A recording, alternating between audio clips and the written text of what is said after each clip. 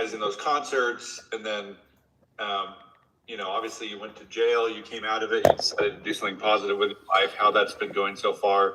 And next thing you know, it'll be 25 minutes later and we'll be wrapping it up. So My goal is to highlight, I think your story is fascinating.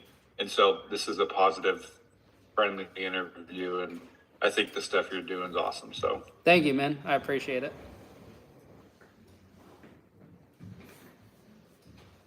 So I'm going to do the show intro and outro just like I would be live because it saves me one less thing to do.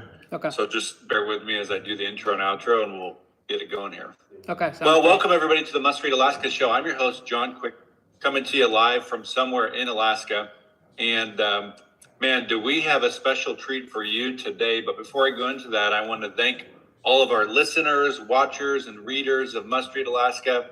Man, we are just making some headways. This last year, we won a national award by the American Association of Marketing and Communications, and for one of the best government podcasts in the U.S., which is very exciting.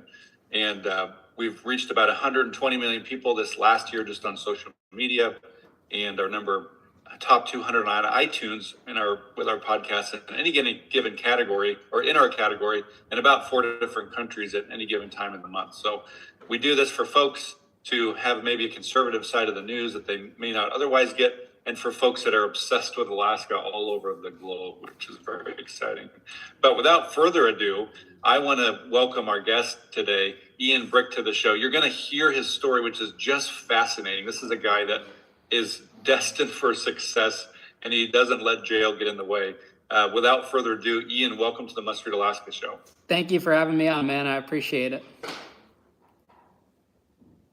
Well, there's a good chance that most people that listen to this in Alaska, we all live in the woods here, may not have heard your story before. So you take us back to when you first started these concerts. You were 15 years old, I think, and you got kind of the mindset. You probably were listening to Gary Vaynerchuk or something, and you thought to yourself, man, I could be going to school or I could be throwing these epic concerts and making money for myself, providing a good time for folks.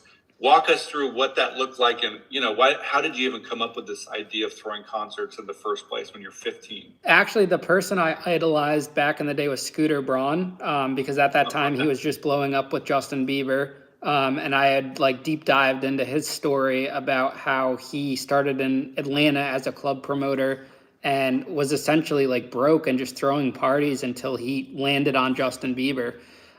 So that was kind of my inspiration. I wasn't really paying attention to Gary Vee or anything like that. But my story was essentially my friends and I do some criminal mischief on mischief night, the night before Halloween. We foamed these cars with insulating foam. It was the president and the vice president in our community. It was a private community. We get into trouble, we get caught, and we end up getting sentenced to community service. I came up with the idea to sell these bracelets to the local homeless shelter. And then that took off. I completed my service hours. And ultimately, I decide that I want to take it to the next level. I want to expand beyond selling just bracelets. So I get the idea to start a school dance. And I convinced the high school principal, and I'm a sophomore in high school at the time, 15 years old, to let me throw this school dance. And it was a big success. I got 300 kids to go. We raised a couple $1,000s for charity. And that night at the school dance, I'm looking at the room and I put together everything, the DJ, the lighting, the event layout, because I had gotten that experience growing up because my dad was a caterer. So I grew up in the event business. And I get this idea that night that I can really monetize and make a business out of throwing events for high schoolers, because there was a need that kids wanted to go to events that weren't ran by the high school, so that way they could listen to the uncensored music. They can grind. They could have some fun with no adults around. Exactly. They could actually pregame and show up drunk. They could do different things. So I start throwing these big house parties at my house. We're getting 200-300 kids to come. Some kids are paying $5 a cup for mixed drinks or whatever.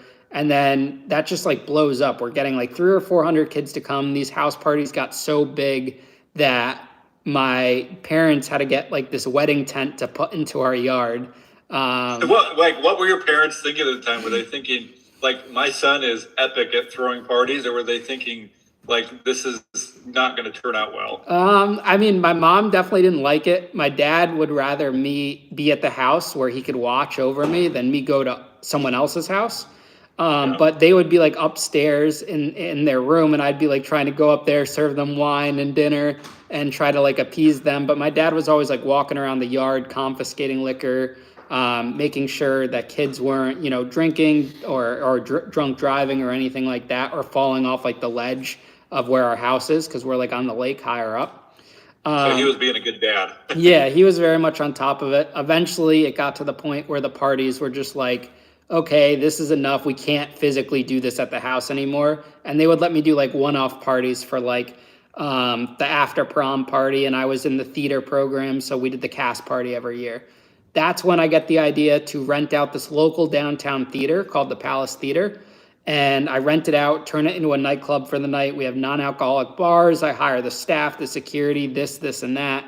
Make a couple grand. I think a big question, I'm sorry to interject, is we're gonna have people listening to this who are like, 20 years old, 25, 35, and they're gonna be like, man, I never took a risk like this. What was it in you at 15 years old that was fearless to go do this kind of stuff? Because most 15, 16-year-olds would think, oh, I'm not old enough to get a permit. Oh, I'm not old enough to have an adult take me seriously. Oh, I'm not old enough to, get permission from whoever to figure out how to do this. What made you just go after it? I think the biggest thing that you see in my story throughout everything, throughout before prison and now how I live my life now, is I've always been someone that's so much like different. I always am the person that went against the crowd. So in middle school, they're like, okay, you can't wear backpacks. So I was the kid that started a backpack petition, and I was wearing backpacks, and I was so backpack petition. I love it. Yeah, everyone was like, all of my friends' parents were like, you have to go to college to be successful. You have to get good grades.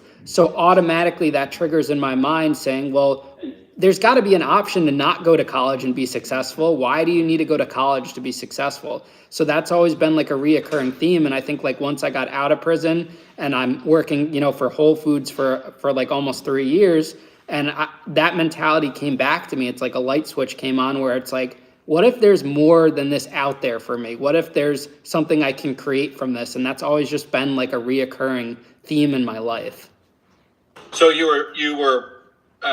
transitioned from house parties to throwing these real parties. Talk to me a little bit about how these parties in a separate venue kind of blew up in a good way, but ultimately a bad way. So I feel like when you look at my whole story as a whole, I had a lot of luck. Like when you think about like the way things went down and stuff, there should have been situations where it just ended right there. But I always got lucky. So like, for instance, the Palace Theater that I was telling you about, the owner said, we don't want to do shows anymore. After the first one, it's too much of a liability, which made sense because kids were getting drunk like pre-gaming. There was ambulance rides, this and that. And so I got lucky and I stumbled across this local downtown venue, which is this historic rock venue called Tuxedo Junction. And I convinced the owner to let me rent the place out. And this is always a funny story because he was a seasoned nightclub owner. And he did not believe that I could do any numbers or pack the room out. So he just lets He's probably thinking like you and two friends and your mom and dad might show up. Yeah, because I'm a 16-year-old kid now at the time who is dressed in a suit and tie, because at this point I was wearing a suit and tie to work thinking I was a businessman. And I would wear this suit and tie and I'm like, I'll pack your building out, which was like over 1,000 people. He doesn't believe me, but he gives me the benefit of the doubt. And this is another situation where it's like, if he never gave me a chance, me and you wouldn't be having this conversation right now. And I probably would have went to college and I'd be working some corporate job right now. But he gives me the chance and we packed that room out. 200 kids. It was like a Wednesday night. He gave me some crap night. And then he lets me rent the big room. And each event, I do like 5 shows, each one bigger than the first one. And to put it into perspective, I'm 16 years old, walking away with $10,000 in profit a night each month in cash. And these events just keep getting bigger and bigger and bigger. And they're like these themed style parties. And I was the first person in Connecticut to like bring electronic dance music to this town that no one's ever heard of. So you're 16 years old and you have $10,000. You probably think you're Bill Gates of Connecticut.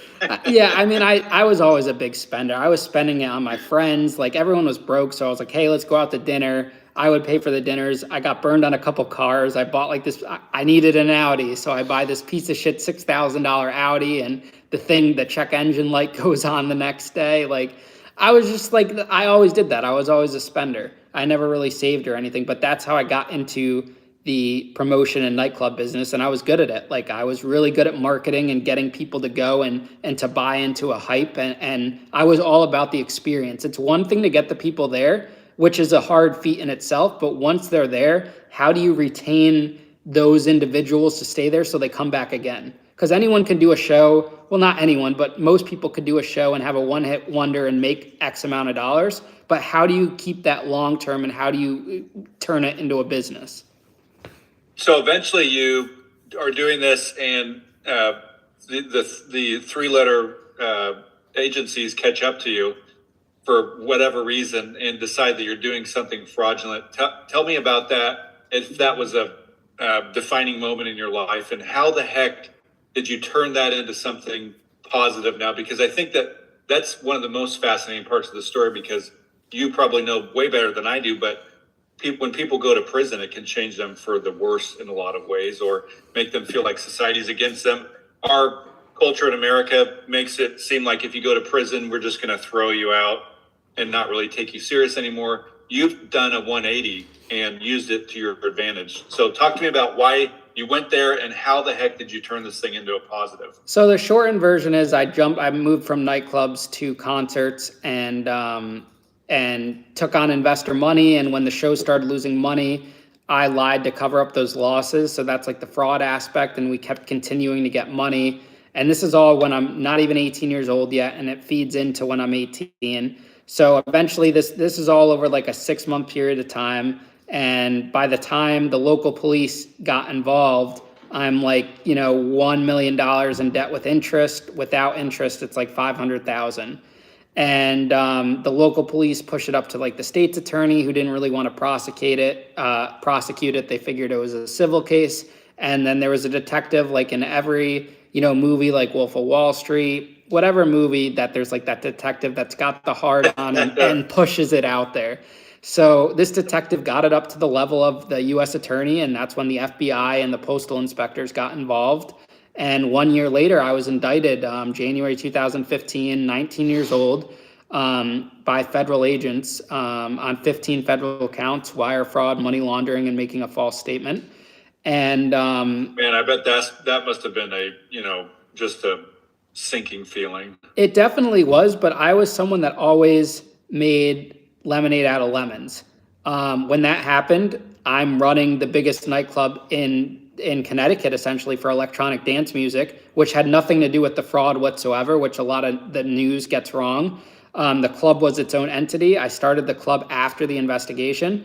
And the crazy thing about this whole criminal case is that while I'm being prosecuted by the biggest government law offices in the world, I'm running this nightclub as a teenager against all odds with no money and booking Steve Well, you Aoki. have all these charges against you, just like, hold my beer. Yeah, and I'm gonna go run this nightclub. Yep, and I'm booking Steve Aoki, the Chainsmokers, Adventure Club, the biggest acts. And I just had that drive. Like, it was a never give up attitude. The world was caving in around me, and I just I did what I had to do, and that obviously led to me making other decisions that at the time I felt were right, which one of them being like going out of state to gamble. I would go out of state to gamble to raise money to pay these artists, so I didn't get blacklisted because I had literally no money. And I did not manage the finances well at the club, because I would take that money that I'd get, instead of paying bills, I would pay old debt and bad debt. So it was taking good money and paying bad money. So I never got ahead. And eventually I get sentenced to 3 years in prison. And that whole time in federal prison, I was very determined that my redemption story was going to be, one through like a book or a movie. I believed my story was good. I watched like Jordan Belfort's movies. I read all of his books. I wanted to be like that. I wanted to come out, get a book deal, get a movie deal. Bam, everyone's paid back. and then jump back in the nightclub business. When I got out in January 2019, I think I was like 24. I realized quickly that that wasn't going to happen that fast. And I came out swinging, saying I was going to open a nightclub again, this and that. And that eventually faded into me, actively trying to pursue the TV or movie deal. And eventually we landed the thing with HBO, the documentary. But I jumped into working at Whole Foods. I had worked at Whole Foods for a month before I went to prison. And I started as a chef for the hot bar, and I worked my way up to the team leader position. I opened. Do you think that was important to like almost start from the bottom in your world, because you're used to being the guy, the flashy guy, everybody loves you, you're throwing these huge parties, and now you have to literally start working at a grocery store. Was that a good humbling experience for you? So I've always been the type of person that was always hardworking. Nothing was ever handed to me. It's not like anyone handed me the club. Like, I grinded for it. I always held jobs. Yeah. During the trial, I worked at a Chinese restaurant while running the club. Yes. I think I remember hearing that in the documentary. Yeah. You're like delivering food as you're working like I do it. I'm the type of person, like even now, I Uber drive on top of running the podcast, doing everything else. Like, I do whatever it takes. But working at Whole Foods created a new life that I never thought was possible, and I had never lived before, because when I was running this club, I lived with my parents, I was overweight, I had no money for myself and nothing. So Whole Foods gave me stability. It built my credit up. It gave me an apartment. It gave me a car. It made me totally self-sufficient where, 6 months after prison, I didn't need to depend on my parents at all for anything. So I put in those hours, and I really, for 3 years, I thought my future was Whole Foods. I saw myself going to the top. Like, people bash a grocery store, but the store managers make six figures. Last year, I was on track to make a little over $100,000 if I didn't quit with overtime. And I just poured my heart and soul into Whole Foods, and I worked a side job at DoorDash, and for pizzerias, I was making pizza at restaurants, and I'd work for my dad's catering company. And then hustle and grind. And also, it was good to keep me out of trouble, in a sense, like when I was on supervised release.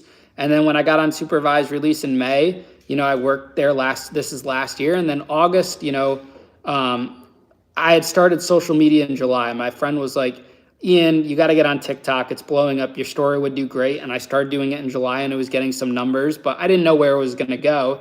And then one day, a representative from MTV called me and was like, hey, we want you a part of this dating show.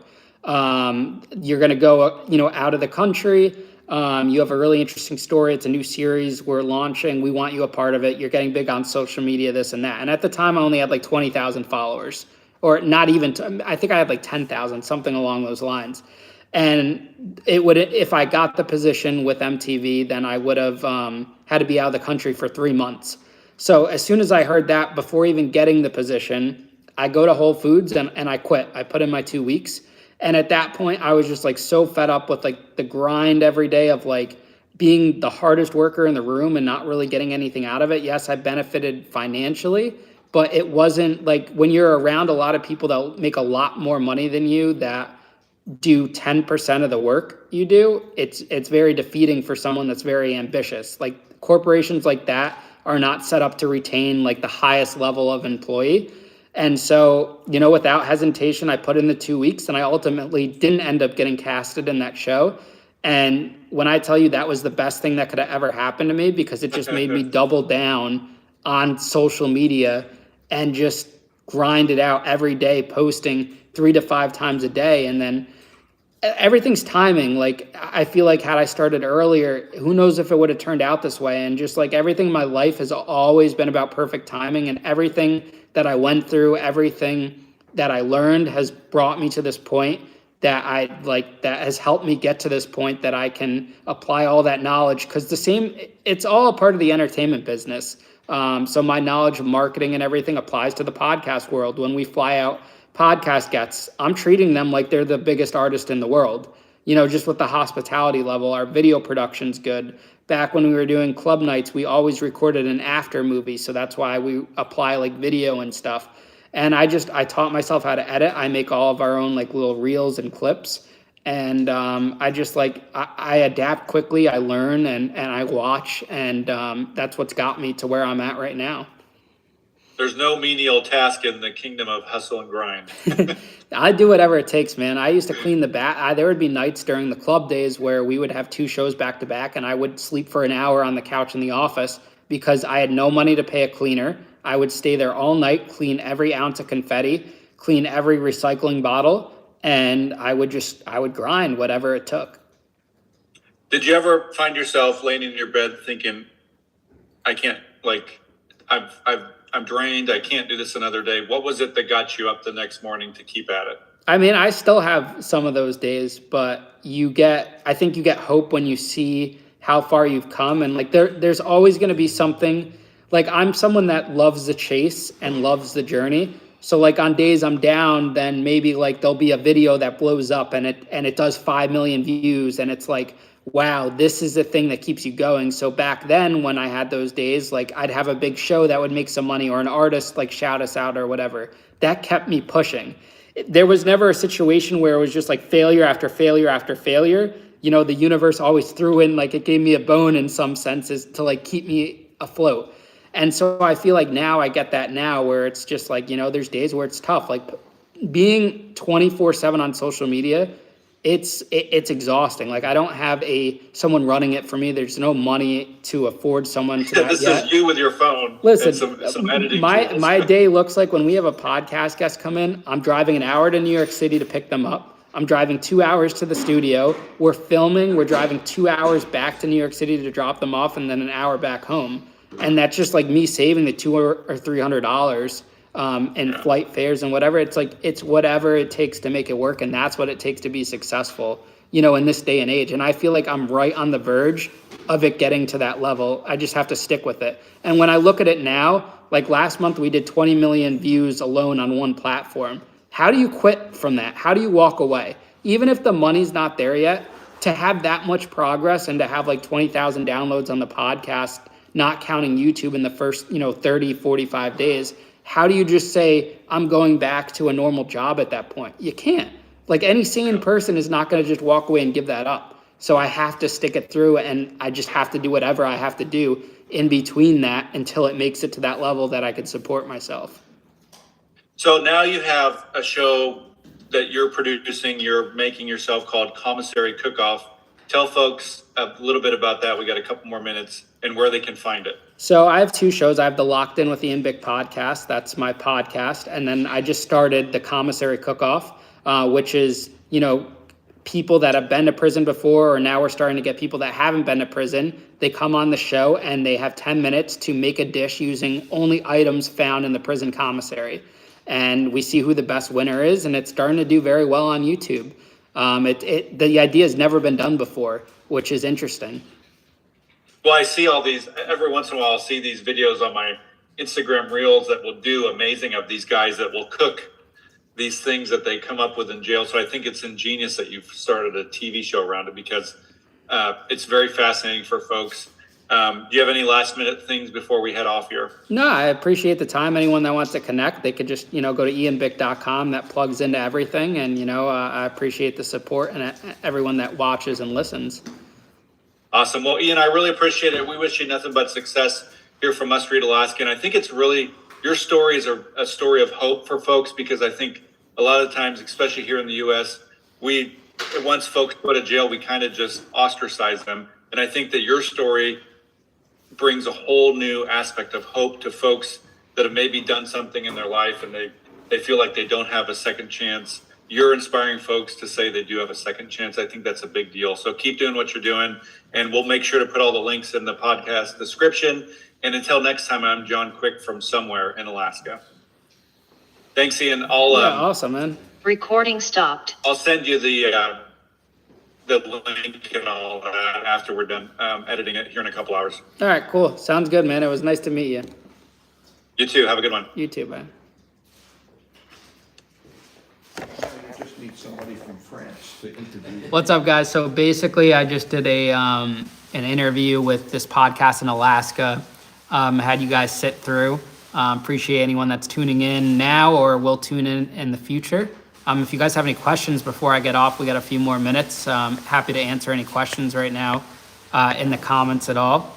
Otherwise, right now we're just at the studio. We just filmed an episode of Commissary Cook-Off. I got my dad right over there. Hi. He was on this week's episode. Tonight at 7 p.m., I'm giving away the last of the Big Bic Energy merch.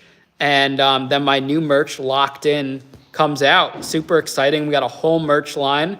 Really cool gear. Even if you don't like, if you didn't like the Big Bic Energy gear or anything like that, this is geared to people that are locked in at work, locked in at the gym, locked into their career, whatever, you name it. This merch is cool. We have it in white. We have it in black. We're going to have it in gray. And we're also launching orange Commissary Cook-Off aprons. But, I appreciate all you guys for your support, for tuning in. We're growing something really cool here. And I will see you guys on next week's live or Q&A. If I have any time this weekend, I will try to hop on here again. But otherwise, keep watching the videos. We have the Colin Ray podcast dropping tonight. It's about an hour and a half long. That comes out at 7 p.m. Eastern time. It's really good. So I hope you guys enjoy and, keep commenting, keep sharing, and we'll catch you guys soon.